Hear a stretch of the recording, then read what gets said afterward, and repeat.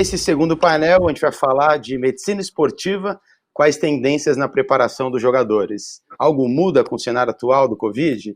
É um tema técnico e de extrema importância quando a gente fala do lado da performance. E aqui, de novo, eu agradeço a Brahma, que é a patrocinadora de todos esses painéis da tarde. Marta, por favor, pode rodar o vídeo.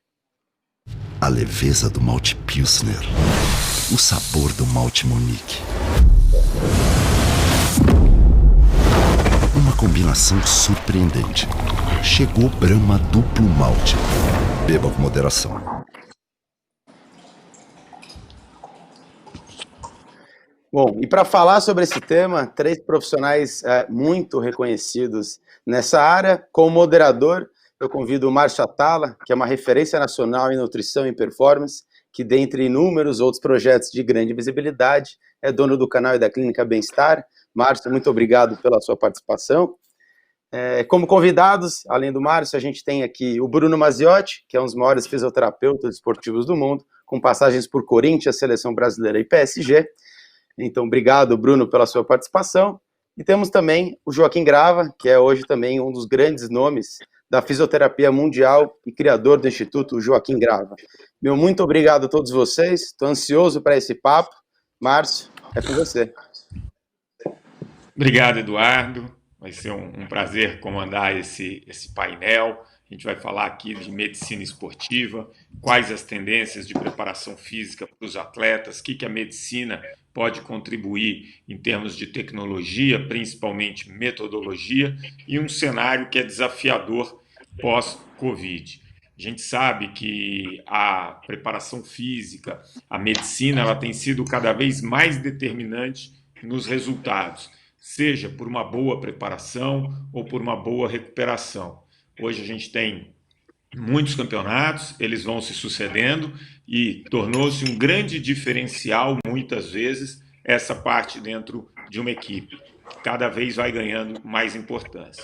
Acho que para a gente conversar sobre isso, é muito importante a gente ter essas visões, como a do Bruno Maziotti, que é uma referência na área dele, eu vou para ele se apresentar, e o doutor Joaquim Grava, que trabalha muito com essa parte de lesão e reabilitação também. Então, antes da gente iniciar o nosso papo, Bruno, por favor, dê aqui, faça sua apresentação, Márcio, fale um pouquinho. Tudo bem, Márcio? Me escuta bem? Escuto muito bem, Bruno. Tá bom. Bom, eu quero primeiramente agradecer a todos. Eu estou muito feliz de estar podendo participar, né, de um tema tão atual, infelizmente, que é o tema da pandemia, e poder dividir e compartilhar essas informações com pessoas que são referências, assim como você já citou. O Joaquim, que eu conheço a longa data, é uma referência para mim, é um cara que acrescentou muito na minha carreira. E você, a gente já tem o conhecimento da tua trajetória profissional também na área da educação física e vem mostrando o benefício da saúde e essa saúde que a gente também ainda preconiza em tempos de pandemia. Então, acho que a gente vai ter um bate-papo aqui enriquecedor, engrandecedor, e parabéns pela iniciativa do Ronaldo e o pessoal da Octon também, que proporcionou um evento dessa qualidade de grande magnitude. Doutor Joaquim, por favor, fale um pouquinho aqui para a gente. Bom, primeiro é um prazer estar com... Tudo bem, é um prazer encontrá-lo novamente. Fala um pouquinho sobre esse cenário e para a gente começar esse bate-papo sobre como que essas áreas vão poder contribuir para as equipes profissionais. Bom, Márcio, primeiro eu queria agradecer o convite, né, para eu poder participar desse bate-papo, porque para mim foi muito importante ter esse convite, não só pelo assunto, né? Nós vivemos há bastante tempo nessa área, mas esse bate-papo com você, com o Bruno, que eu respeito muito e eu gosto muito de vocês, né? O Bruno trabalhou comigo no Corinthians, quando nós fizemos o Ronaldo, ele permaneceu fazendo um trabalho excelente, até que ele me deixou e foi para a China, né? E aí depois, com a capacidade dele, hoje ele está lá no PSG. E você, né, que é uma referência mundial na orientação física, na área nutricional, nós tivemos a oportunidade de ter aquele encontro, naquele trabalho que você estava programando lá para a região leste de São Paulo. Então é um prazer estar aqui com vocês e estou à disposição aí para esse bate-papo. Bom, obrigado, prazer é todo meu estar com duas feras dessa. A primeira pergunta que eu quero fazer, acho que serve para os dois, cada vez mais existe esse trabalho integrado, né, do departamento médico, da pessoa que, como o Bruno, cuida de toda a parte física e recuperação até entregar para o técnico. Cada vez mais é integrado esse trabalho. Como que essas partes se conversam? E aí acho que a pergunta serve para os dois, né? Como que deve ser e como tem sido essa convivência entre as partes? Joaquim, pode começar respondendo, até porque, como mestre, ele tem o direito. Então, veja bem, a evolução da medicina esportiva foi muito grande nos últimos tempos, né? Estou dizendo isso por quê? Porque antes, o médico esportivo era aquele que trabalhava com no máximo 2 pessoas ao lado. Tinha que ser um ortopedista, tudo. Só que o panorama mudou, né, nos últimos tempos. Hoje o médico, ele não necessariamente precisa ser um ortopedista, viu, Márcio? Mas ele, tendo uma formação de medicina esportiva, ele pode comandar um departamento. Porque o departamento hoje de medicina esportiva, em qualquer agremiação, ele é multidisciplinar, né? Então, está incluindo no departamento médico hoje a nutrição, a fisioterapia, a fisiologia. Então, o que o médico tem que fazer? O médico tem que administrar esses profissionais que trabalham, né, juntamente com o departamento médico da agremiação. E nisso você tem que ter uma relação muito importante com esses elementos, porque facilita a recuperação dos atletas. O Bruno lembra muito bem que nós fazíamos. Hoje, ou mesmo na época do Bruno, eu chegava para o Bruno e falava: Bruno, esse atleta aqui está com uma contratura muscular na coxa. Eu não orientava o Bruno o que ele tinha que fazer. Como era antigamente, era o médico que orientava, né, Bruno? Faz ultrassom, faz isso. Hoje não. Hoje o médico dá o diagnóstico e o fisioterapeuta desenvolve todo o trabalho nesse atleta até o seu retorno. Sendo que um dos inovadores desse trabalho no Brasil foi o próprio Bruno. Por quê? Além da parte estática do tratamento de fisioterapia, dependendo do momento que está a lesão, você já começa um trabalho dinâmico para o atleta não perder sua condição física. Não é que nem antigamente, ficava afastado só fazendo a fisioterapia.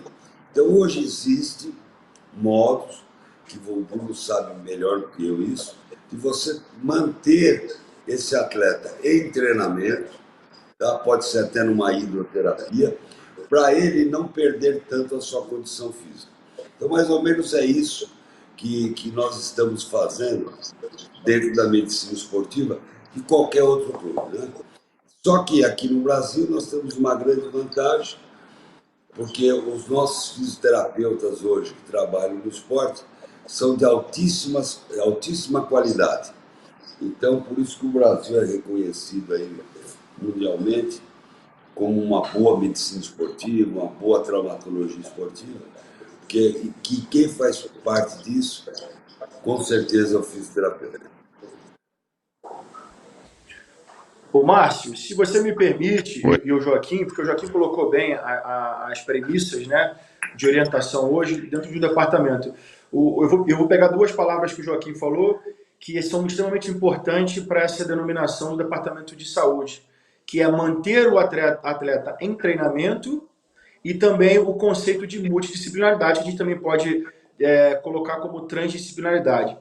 E aí vai aqui um elogio, porque o Joaquim foi um dos precursores nesse sentido em relação a aumentar o seu campo de visão, entendendo que agregando as outras áreas, a gente teria um modelo mais assertivo. Então, esse modelo de departamento de saúde, a gente começa a implementar lá em 2008, 2009 no Corinthians, né? Tomando a ciência como base, trazendo os elementos de avaliação tecnológico para quantificar melhor a carga desse atleta, se o momento que ele precisa baixar a sua demanda, mesmo assim a gente consegue manter esse atleta em treinamento para que as perdas físicas, e aí você conhece muito bem, elas não sejam deterioradas tão rapidamente. Esse é o grande desafio. O que a gente entendia que naquele momento a gente precisava impactar o clube numa saúde também financeira. Então, o atleta parado, ele traz para dentro do clube um impacto negativo na sua saúde financeira. E como nós somos parte de um ecossistema onde somos responsáveis em trazer esse atleta o mais rápido possível,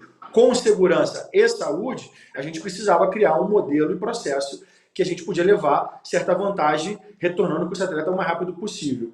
Então, assim, esse modelo de saúde, ele traz para a gente essa transversalidade, que as tomadas de decisões elas são compartilhadas, né, por um gestor desse departamento de saúde e, logicamente, a comissão técnica, os atletas e o clube, que é o nosso empregador, eles têm de ganhar muito com esse tipo de approach. E a gente tem essa vantagem de poder ter realizado isso ao longo do tempo e tentar hoje reproduzir isso, não só para uma realidade do Brasil, mas uma realidade do mundo inteiro. Eu tenho visto com a minha experiência fora do Brasil, é um modelo que se ajusta muito nos grandes clubes da Europa e é importante que isso seja dito porque a gente fica às vezes pensando que o que faz no Brasil não era feito na Europa. Não, muito pelo contrário. Hoje, com o mundo globalizado unificado, né, onde a tecnologia pode unificar essas informações, a gente entende que o que a gente fazia lá atrás é um modelo que já se faz hoje na Europa com toda a segurança e certeza. Bacana. Bruno, Márcio, deixa eu complementar o Bruno. Inclusive, em 2009, quando o Bruno veio trabalhar com a gente, ele sabe até do sistema que nós trabalhamos. Nós implantamos, dentro de um departamento médico, falando em evolução, um radiologista. Mas qual a função do radiologista? A função do radiologista é, pelo menos 2 vezes por semana, acompanhar, por meio de imagem da ultrassonografia, a evolução das lesões. Por quê? Porque isso facilita você tratar do atleta. Porque lesão muscular, como todos nós sabemos, nós não podemos tratar o sintoma, né? Eu estou sem dor, eu estou bom. Eu estou sem inchaço, eu estou bom. Não, para músculo não é assim, né, Bruno? O músculo, ele tem que se regenerar, ele tem que formar novas miofibrilas e fibrilas. Então, com o ultrassom, facilitava muito o nosso trabalho. É tanto que hoje, viu, Bruno, vários clubes utilizam desse método que nós começamos a colocar lá em 2009. Então, um exemplo. Você tem uma lesão muscular hoje, daqui 7 dias você vai ver como é que está a lesão muscular. Como é que ela está evoluindo. Qual o momento que eu vou começar a trabalhar com esse atleta. Então, é um método que nós fazemos no Corinthians até hoje. O Bruno deve ter levado isso até lá para a China. E é um método que facilita muito o acompanhamento desse atleta. Tá. Bom, eu vou fazer uma reflexão aqui para a gente começar um certo debate. Obviamente, houve uma evolução muito grande, né? Tanto na parte de diagnóstico, e aí você fala muito em tecnologia, né? Você hoje tem exames de imagem, antigamente você teria que confiar na sensação, estou com dor aqui, então não vai para jogo. Hoje você tem um conjunto aí de tecnologias que vão dar um diagnóstico muito mais preciso. Você teve uma questão de metodologia que evoluiu muito. Então, se a gente pensar num atleta na década de 70, 80, o doutor Joaquim conhece bem essa realidade de subir escadas, quer dizer, você colocava o jogador para jogo, mas a um custo que talvez a carreira dele se encerrasse muito antes. Então, hoje você vê jogadores jogando em alto nível, com alta performance, até mais idade. Você teve uma questão também do material de jogador, você vai comparar desde o gramado até a chuteira, até a dimensão de campo, enfim, você teve um conjunto de mudanças que foi muito interessante nessa história. E aí tem uma reflexão que eu queria fazer com vocês, né? Houve toda essa mudança, a gente quer, obviamente, que o jogador esteja mais tempo disponível, existe ele custa, como o Bruno bem disse, ao clube, então você tem um interesse do clube em ter esse jogador o maior tempo possível em campo, mas a gente sabe também que a demanda hoje no futebol, principalmente física, cresceu muito, né? Então o que o jogador corria há 30 anos não é o que o jogador corre hoje. Eu digo mais, a intensidade com que ele faz isso, então eu costumo falar, o Pelé, naquele gol contra a Itália, ele subiu 1,10 m, 1 metro. O problema é que hoje, no futebol de hoje, o cara tem que fazer aquilo 30 vezes num jogo, ele tem que ir e voltar o tempo inteiro com muita intensidade. Aí a parte de recuperação é muito importante, e o Bruno falou em saúde do atleta, né? Então, como que vocês fazem hoje para, nessa balança, trazer o atleta em condições de fazer uma temporada inteira extremamente desgastante, com muita intensidade, né? Compondo esses dois lados, entendendo o lado do clube, mas entendendo o lado do atleta, porque o Bruno com certeza e o Dr. Joaquim também já ouviram a frase: esporte de rendimento não é saúde. Então eu queria entregar essa casca de banana aí para vocês. Posso começar, Joaquim? Pode, Bruno. Pode sim. Eu vou aproveitar porque as colocações do Márcio, elas são bastante pertinentes. Então, vamos pontuar para que a gente tente fazer isso de maneira clara e sucinta. Primeiro, acho que a mentalidade do atleta mudou, né? Hoje, a concepção da palavra atleta no meio do futebol existe. O Joaquim provavelmente conhece a realidade nos tempos em que o jogador de futebol era apenas jogador de futebol e hoje ele começa a virar atleta do futebol. Isso é uma coisa muito importante e determinante para a evolução da sua carreira e também da longevidade. A segunda coisa que eu acho muito importante, a gente começou a esse conceito de transdisciplinaridade e, a partir disso, as informações elas começaram a transitar de uma maneira melhor, não só para o staff da área da saúde e performance, mas também para o staff técnico. Então, as observações hoje do médico, do fisioterapeuta, elas são mais ouvidas porque a nossa comunicação também melhorou com o staff técnico. A comunicação não é o que a gente fala, mas sim o que os outros entendem. Então isso é importante, a gente começou a entender isso. A outra coisa que eu acho determinante e super importante, Atala, é que as nossas avaliações melhoraram.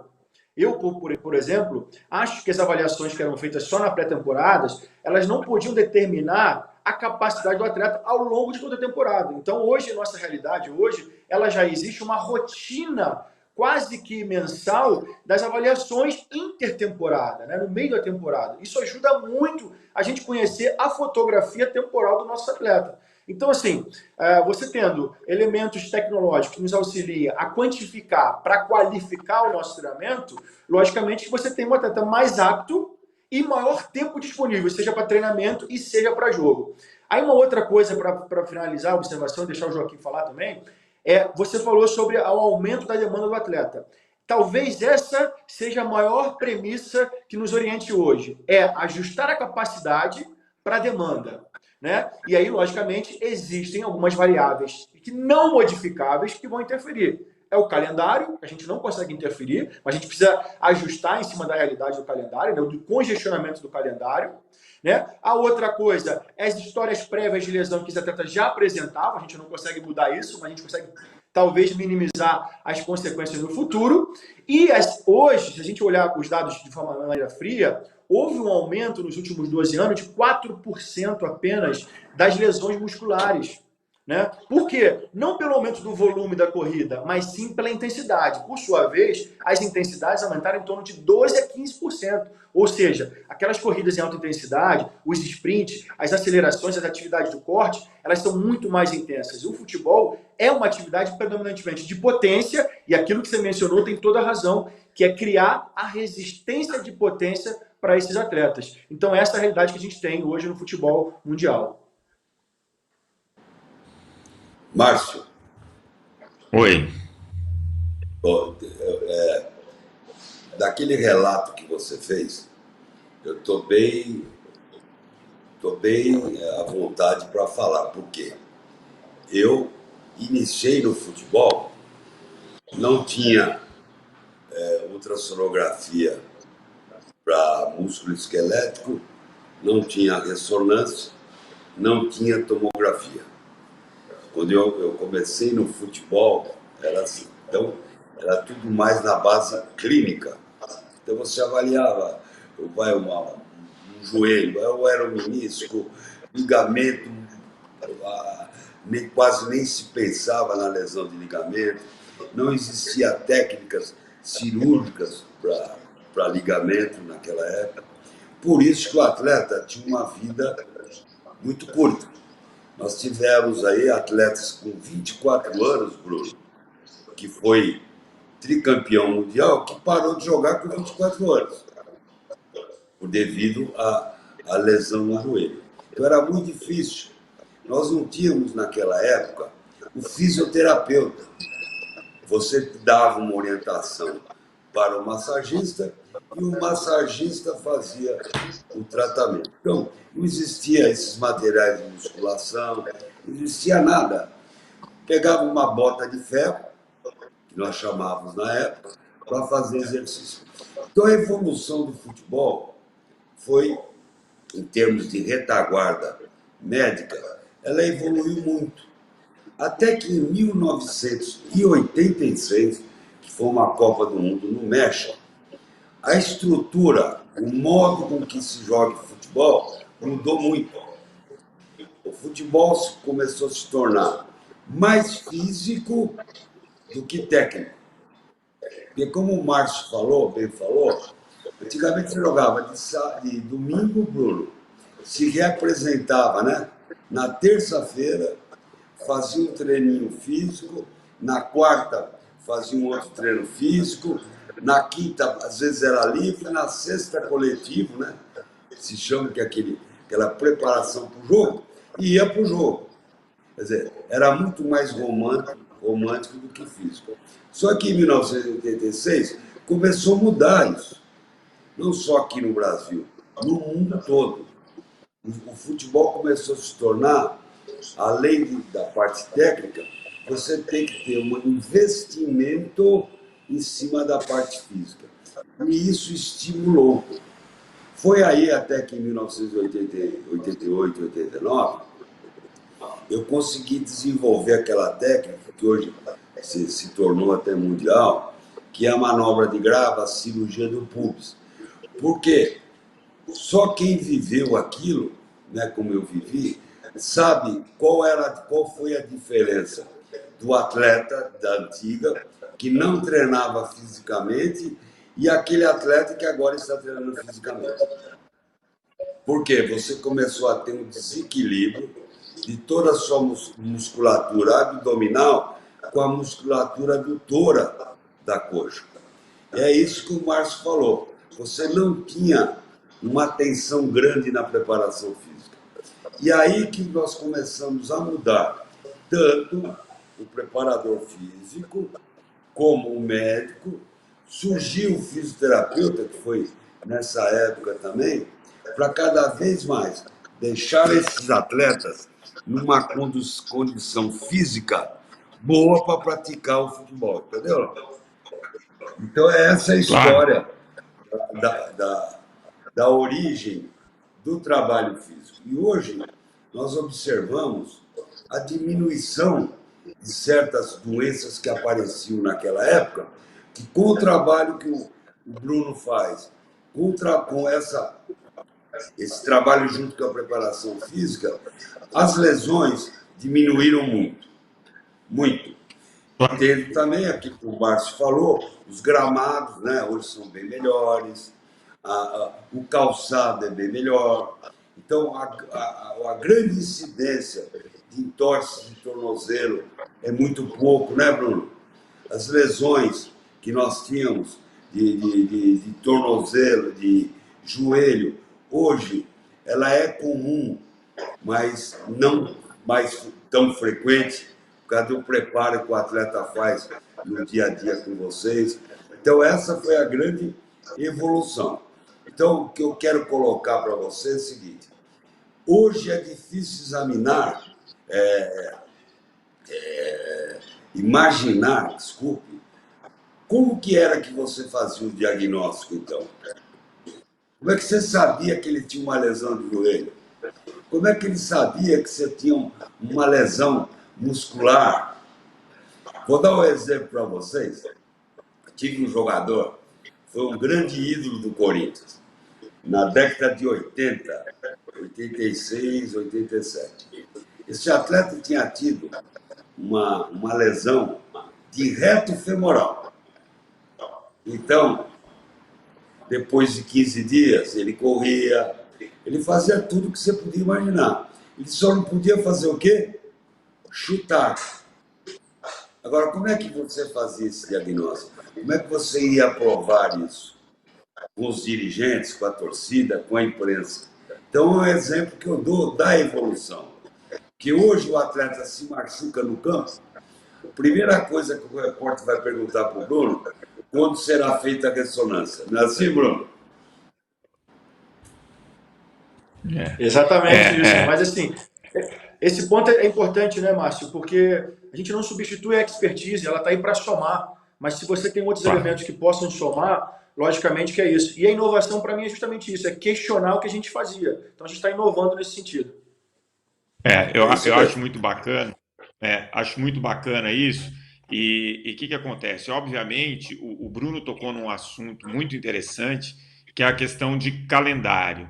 Eu lembro que, pouco antes da Olimpíada de Sydney, essa questão do calendário ela era apresentada para mim, porque a gente tinha 16 etapas do Mundial, jogava todo fim de semana, eu falo de vôlei de praia, e todos os torneios eram importantes porque eram classificatórios para a Olimpíada. Então, como não fazia sentido você ter um exame pré-temporada e depois ir analisar no final. Então, esses exames periódicos para você ajustar a carga, ele é fundamental para evitar lesão e saber quando você tem que tirar o pé, quando você tem que ajustar a carga para manter esse atleta rendendo bem. Eu lembro muito bem de um atleta, quando o Bruno e o Dr. Joaquim falaram de carreiras precoces, a gente teve um atleta fenomenal no Brasil, o Reinaldo, que com 16, 17 anos já não tinha nenhum dos meniscos, era o que tinha na época de tratamento, e com 24, 25 anos encerrando carreira.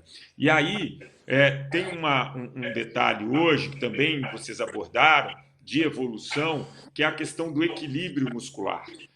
Não é porque a pessoa tem força que ela está bem condicionada. Se você não tem a técnica, as alavancas corretas, o equilíbrio correto, às vezes você ter mais força te leva mais rápido até um tipo de lesão.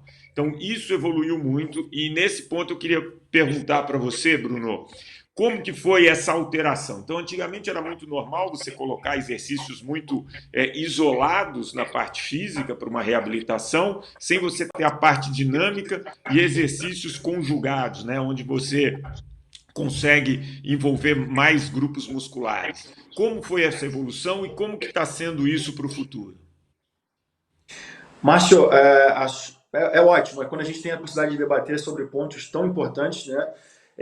Essa questão do que você mencionou, do calendário, ela é tão importante que foi feita uma revisão sistemática de 2020, falando exatamente sobre isso. A evidência do calendário condicionado ela é tão robusta, mas tão robusta, que ela sobrepuja outras, por exemplo, como a dor crônica do pubis, sabe? Então, assim, e é uma variável que não é modificável. E aí, sobre essa ótica, o que a gente mudou, talvez, seja como a gente enxerga o problema hoje. né? É como se a tecnologia hoje nos desse a possibilidade de olhar o problema com lupa, né, de óculos. Então a gente tem uma dimensão melhor e maior. Então a gente deixa de olhar o sistema de treinamento de maneira separada, né, dicotômica, para um sistema mais integrado. A partir do momento que você tem um sistema de treinamento mais integrado e a própria recuperação, o trabalho da medicina também mais integrado com o treinador, aquilo que eu falei, hoje o link de informação com o treinador é muito maior. Os treinadores entenderam que o departamento de saúde ele não está para tirar o jogador, mas colocá-lo na melhor condição de disputa, ou seja, de performance. Então também tinha que mudar o nosso viés da maneira como a gente olhava o problema. Então, por exemplo, no que tange a força, a gente deixou de trabalhar a força apenas para ganhar no componente de hipertrofia, né? Na questão de execução máxima, de repetição. Não. A gente começa a olhar agora para uma conjuntura diferente, que é o sistema neuromuscular. Né? Como você executa, a que preço você paga, né, para poder executar as ações de forma repetidas e com qualidade. Então, o modelo de treinamento muda quando você muda a questão inicial, ou seja, né, a pergunta inicial. Isso nos traz uma grande vantagem. Você qualifica mais, né, você tira aqueles treinamentos extenuantes, você cria situações onde o modelo de jogo está mais inserido e automaticamente você atinge melhor a qualidade de performance dos seus atletas.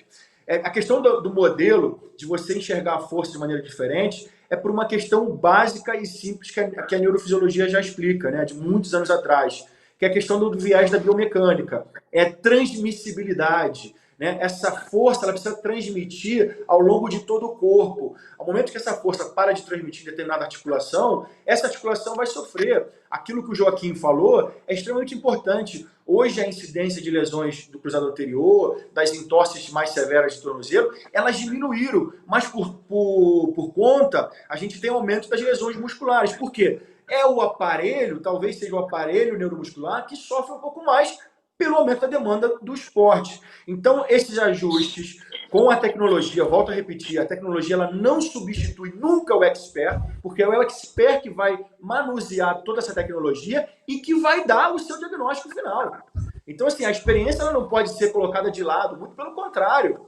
É o experiente, é o expert que vai orientar todo o uso da tecnologia. Mas eu aqui colocando e resumindo aquilo que eu queria falar, é que eu acho que o modelo de treinamento hoje ele ficou mais pelo viés neuromuscular e não só traduzindo a questão da força pura ou da força por hipertrofia. Acho que isso traz uma grande vantagem não só para o fisioterapeuta, mas também para o preparador físico e para o próprio atleta que entende essa maneira de trabalhar como mais eficiente e mais segura. Eu acho que você colocou um ponto aqui muito interessante que eu uso em outras situações e você colocou bem. Qual o preço que o atleta está pagando para executar determinada tarefa? Isso vai ser fundamental para você determinar o quanto tempo ele vai poder pagar esse preço. Porque ninguém pode pagar um preço tão alto por muito tempo, né? E eu acho que, vendo o trabalho de vocês, a maior contribuição hoje desse departamento de medicina do esporte dentro dos times é exatamente fazer uma avaliação precisa do preço que está se pagando e, mais do que isso, hoje, ter metodologias que fazem com que o atleta pague um preço menor para poder estar em alta performance muito mais tempo. E quando você fala de alavancas, né, do corpo como um todo, eu acho que um exemplo muito fácil para quem está assistindo a gente visualizar é o Roger Federer. Quando esse cara está jogando tênis, ele usa todas as alavancas e ele faz o movimento pagando um preço tão pequeno que é um cara de 39 anos jogando em altíssimo nível com muito pouca lesão, né? Então é exatamente essa contribuição que esse departamento médico pode levar para a parte técnica, né, que está escalando o time, enfim, para que tudo seja feito na maior segurança. E aí eu quero fazer uma pergunta aqui para vocês que são do meio, que trabalham aí nos times de massa, com muita pressão. Se vocês pudessem tomar uma decisão, tá, que pudesse preservar o atleta, mas que também mantivesse ali o calendário, como o Bruno disse, que é impossível de ser mexido. Que medida seria essa? Vou dar um exemplo. agora estão se falando em 5 substituições. Essa é uma medida que, de repente, você pode, né, dosar ali algum atleta que tenha. Limitar número de jogos por ano por atleta. Enfim, os dois que vi a situação do alto rendimento e da cobrança. Que medidas que cada um de vocês, se pudessem ter o poder da decisão, tomariam para poder preservar o atleta, mas manter o nível de competitividade dos torneios? Joaquim? Atala, eu só queria complementar do assunto anterior. O Bruno, ele 2010, 2011, o Bruno ele conseguiu colocar dentro.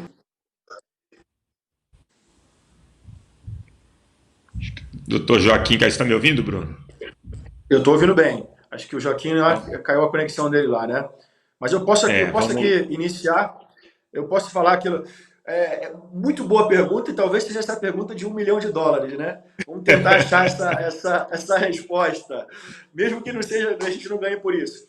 Mas assim, eu não costumo me lamentar muito pelas condições de trabalho com que eu enfrento a realidade, né? Então assim, quando eu enfrentei uma realidade de trabalho no Corinthians, logicamente era uma realidade completamente diferente. A gente começou a criar esse processo, essa metodologia que você falou, que é extremamente importante. E quando eu digo isso, Atala, o meu viés de escolha, ele está muito mais ligado na transição das informações para todas as áreas, né? No cuidado diário que a gente precisa ter, e não apenas mostrar o que está acontecendo. Não, muito pelo contrário, a gente precisa estar cuidadoso. E aí, lógico, se eu pudesse mudar o calendário, eu mudaria. Mas eu também entendo que é um negócio, é business, né? E talvez a gente não tenha a possibilidade de fazer isso de forma direta. Aí, pensando aqui rapidamente no que você me perguntou, eu acho que eu começaria a mudar a realidade dos atletas nas categorias de base, né? Porque quando a gente chega com esses atletas lá numa idade mais maturada, 20 e poucos anos, talvez a gente não tenha condição de mudar na sua totalidade. E aí a gente começa a remediar algumas situações. Mas se eu pudesse começar a modificar essa realidade, né, esse padrão de movimento quando jovem, talvez toda a condição de treinamento ela seja absorvida pelos atletas, e aí sim a gente estaria falando que os atletas estariam mais longevos e com bastante saúde. Esse seria o desafio. E aí eu acho que eu mexeria em cima dessa característica que é trabalhar com os atletas de uma maneira mais precoce. Bacana. Doutor Joaquim. Voltei. Então, qual seria a sua intervenção, se pudesse? Aí o Bruno falou uma coisa que eu não tinha pensado e que faz todo sentido, que é, se você ali na base consegue dar já uma qualidade nesse movimento, nessa estrutura biomecânica do garoto, isso vai, com certeza, melhorar o desempenho, mais do que isso, manter a qualidade por muito mais anos. E eu, no final, vou dar minha sugestão aqui, mas agora eu queria ver o doutor Joaquim. Então, como eu estava falando, né? O Bruno, em 2009, 2010, 2011, né, Bruno? Ele, juntamente com o Luciano, eles fizeram um perfil de um laboratório biomecânico no Corinthians. O que é isso? O laboratório faz exame de sangue, não é nada disso.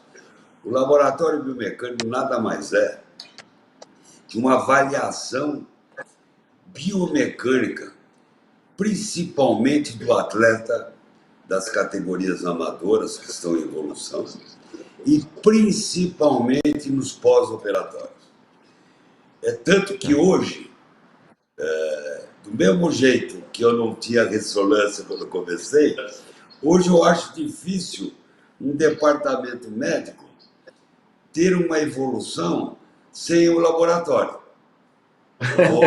Vou confessar isso para vocês. Porque é de tanta importância. Porque nós recuperamos. Veja bem, gente, eu não estou querendo jogar para. Aliás, eu nem participava disso, era o Bruno com o Luciano. Nós tivemos tantos atletas que, fora do Corinthians, só se machucavam.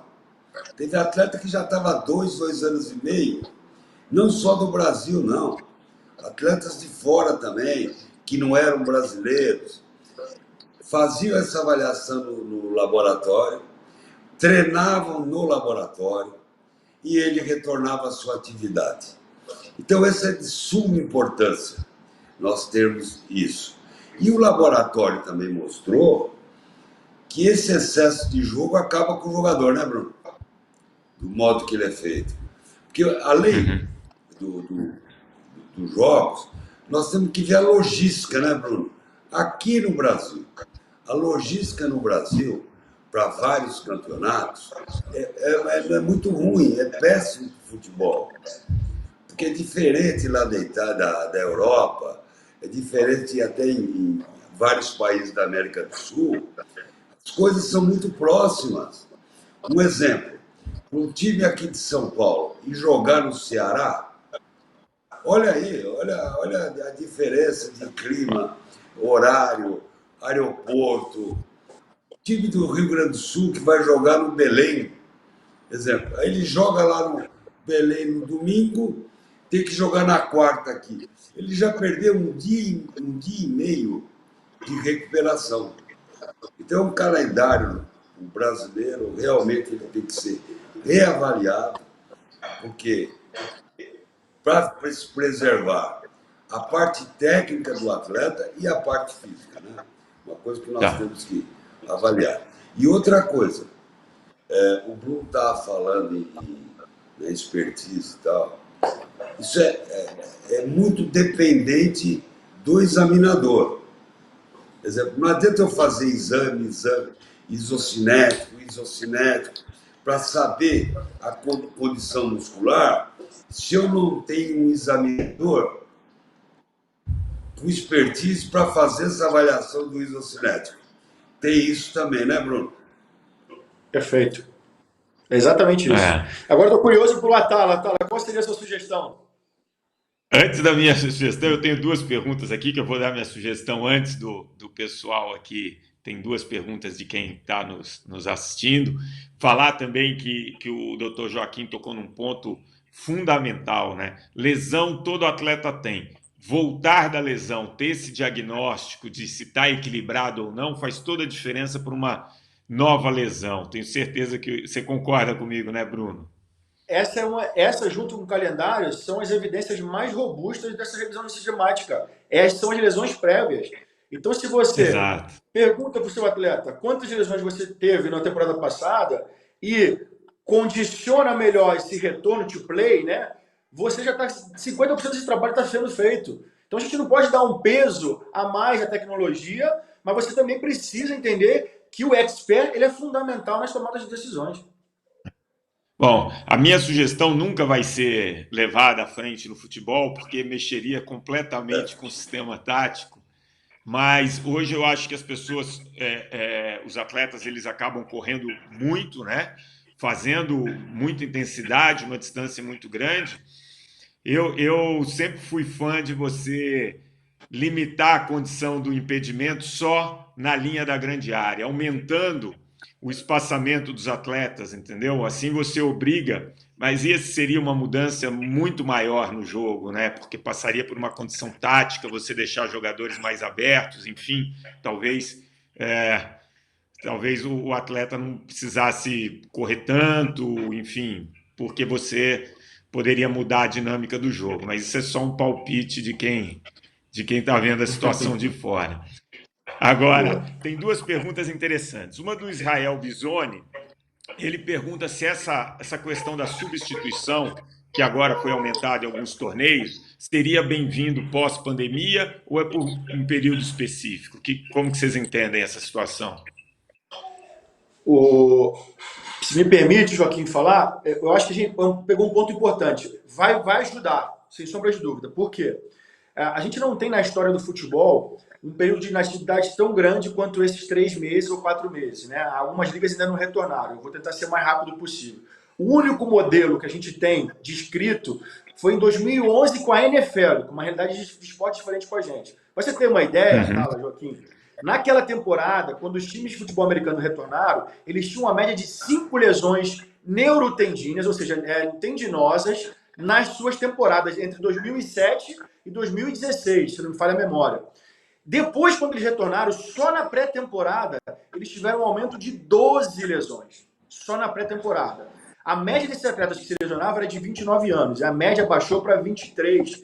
Então, a gente precisa estar muito atento com o retorno após pandemia. Por mais que esses atletas estivessem treinando em casa, a demanda é completamente diferente do que eles vão fazer na hora do campo. Além disso, a gente tem uma outra variável que é muito importante. Esses mesmos atletas da NFL, eles tinham uma média de pré-temporada de 14 semanas. Baixaram para 9, porque o retorno era iminente, e isso vai acontecer com o nosso calendário, seja ele na Europa e seja ele no Brasil. A minha realidade no PSG, a gente já teve que retornar para disputar uma quarta de final e semifinal da Champions League. Então a gente tem 4 semanas para trabalhar. A gente não sabe qual é o desfecho disso tudo ainda. Estamos buscando para entender melhor as nossas necessidades e as nossas características, mas ainda a gente vai entender isso só lá para o futuro. Doutor Joaquim, e essas substituições, você acha que vai vingar aqui no Brasil também? Vão ter 5 substituições? É uma coisa que seria bem-vinda no futebol para o futuro? Não, no momento atual, eu acho que é interessante, né? Como o Bruno disse, nunca, acho que na história do futebol, ficaram com uma inatividade tão grande, né? Mais de 3 meses. E os treinamentos que foram orientados não é um treinamento completo para o indivíduo se proteger de lesões. E como está programado, nós temos aí 3 semanas de uma pré-temporada para eles retornarem à atividade.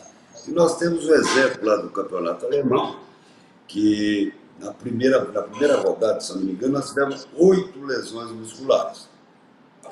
Então eu acho que a substituição aí vai ajudar na prevenção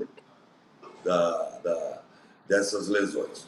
O atleta que está mais desgastado, não está bem fisicamente, você troca e continua o jogo, porque é um momento atípico que nós estamos vivendo. Mas não acredito que vá, depois da pandemia, vai vingar, não. Porque eu acho que as 3 substituições estão ótimas, né, Bruno? Senão, sei lá, o futebol já está ficando chato. Já pode trocar os 11, aí não vai perder a gente vai perder aquela coisa do futebol, né? Gostosa. Eu acho que tem esse componente cultural do futebol e respeitar cada esporte, isso é fundamental, né? Então, essas alterações que vêm aos poucos e todo mundo, toda a cadeia e também os espectadores, eles vão se adaptando. Então, respeitar a evolução e a cultura do esporte é fundamental. Bom, a gente está chegando no final. Eu queria que cada um de vocês, enfim, se despedisse, mas antes de se despedir, que eu tenho certeza que muitas pessoas que estão assistindo a esse painel ou trabalham com esporte ou têm pretensão de trabalhar com esporte. Então, dentro desse conceito de medicina esportiva, de esporte de alto rendimento, queria que cada um deixasse uma mensagem e um conselho para quem quer trabalhar nessa área ou trabalha nessa área. Joaquim? Bom, Oi. É você. Pela mais honra. Trabalhar na área do futebol é que eu sempre digo e falo nas minhas palestras, acho que o Bruno já até assistiu. Para você trabalhar no futebol, a universidade é no clube. Você não aprende, não estou desmerecendo os cursos de medicina esportiva, nada. Mas é muito difícil você aprender a trabalhar no futebol sem ter um estágio no futebol. Porque é uma medicina totalmente diferente, em termos de alimentação, em termos da psicologia que nós usamos, em termos de preparação, é muito diferente. E o grande problema é a sua vivacidade na hora das lesões. Você tem que saber o que essa lesão vai proporcionar. Se você não trabalhar no futebol, você não consegue projetar esse atleta no retorno, porque é muito fácil. Eu sou ortopedista, eu consigo trabalhar no futebol. Não, não é bem assim, não. Você tem que viver o futebol. Sabe por quê? Uma lesão muscular, você não vai tratar como no seu consultório, né, Tala? 3, 4 meses. Você tem que pôr esse atleta para jogar o mais rápido possível. E isso você só vai aprender trabalhando no futebol. Com as dificuldades que você tem, sabendo como é que é, e sabendo colocar a mão no atleta já sabendo que ele possa ter. Então, é o que eu sempre digo, para se trabalhar no futebol, tanto médico, como fisioterapeuta, como fisiologista, como nutricionista, precisa colocar o pé lá na grama. Só a escola não adianta, não. E, Atala, para mim, assim, o Joaquim é a enciclopédia do futebol, ele já falou tudo, mas eu deixo uma mensagem que, para mim, ela é muito clara, assim, né? Como hoje um gestor no clube com que eu trabalho, a gente precisa ter 2 características importantes para você trabalhar em qualquer lugar, não é só no futebol, né? Que é valor e entregar resultado. Se você encontra um funcionário que você verifica, né, as possibilidades, as qualidades, é um funcionário de valor e você não tem ainda expertise, você pode ser treinado, né? E se você talvez entregue resultado, mas não tenha valores, certamente você vai ser sacado dessa equipe, porque o valor nesse momento para mim é a primeira coisa. Então, assim, tenha os seus valores, continue insistindo, o caminho não é fácil para ninguém, mas eu acho que talvez a beleza da jornada seja essa, mesmo nas dificuldades a gente vai crescendo, e não desista na primeira dificuldade, porque talvez na segunda, na terceira, as coisas se concretizem. Acho que é o conselho que eu daria para todo mundo, seja um homem de valor e não desista na primeira dificuldade. Bom, queria super agradecer esse papo com 2 craques, né? Com o Bruno, com o Dr. Joaquim.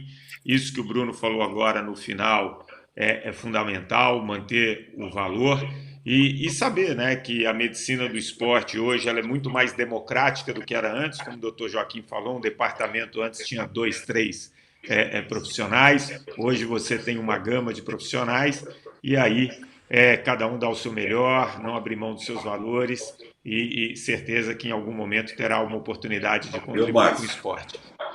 Oi. Márcio, para complementar, quem trabalha no esporte, você sabe, trabalha há muito tempo, nós nunca podemos deixar a vaidade superar a nossa inteligência.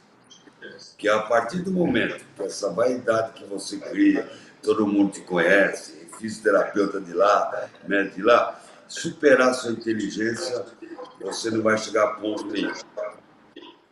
É o começo do fim. Muito bom. Gente, desculpa interromper vocês, o papo tá maravilhoso. Márcio, Joaquim, Bruno. Infelizmente, pelo tempo, a gente vai ter que parar. Eu sei que tem caldo aí para muito mais papo. Eu posso dizer que fico muito feliz em ter ouvido de vocês e perceber o quanto o Brasil é, de fato, uma referência na medicina esportiva, né, com profissionais tão gabaritados e reconhecidos como vocês três. Então, meu muito obrigado. E a gente segue aqui na programação. Muito obrigado, Bruno, Joaquim e Márcio. Um abraço. Obrigado a todos. Um abraço a todos. Obrigado. Um abraço. Márcio, bom, Joaquim, saudade tchau. Muito obrigado, gente. Enfim, tendo que, infelizmente, encerrar por aqui. Amigos que nos acompanharam, né, encerramos por aqui o primeiro dia de World Football Summit Live, Powered by Ronaldo, e que grande dia, né? Além dos excelentes conteúdos que a gente viu pela manhã, nos painéis da tarde, nos painéis do Brasil, né, em português, a gente falou sobre colaboração que ela é necessária para o futebol brasileiro, num papo com o CBF, WSL, Globo, Federação Paulista e o Belete representando o Barcelona. A gente falou no segundo painel sobre medicina esportiva, né? Acabamos de encerrar aí com algumas das maiores referências no tema, com o Márcio, Bruno e Joaquim. Amanhã tem mais. Esse foi só o começo. Além do conteúdo que tem de manhã em inglês, à tarde a gente vai ter de novo em português 2 painéis. O primeiro vai ser sobre a evolução do futebol feminino no país e o segundo sobre perspectivas dos direitos de transmissão no Brasil. Ambos assuntos muito quentes. Então, para finalizar, em nome da Octagon Brasil, do Ronaldo e dos nossos amigos do World Football Summit em Madrid, eu agradeço a participação e a interação de todos vocês. Até amanhã.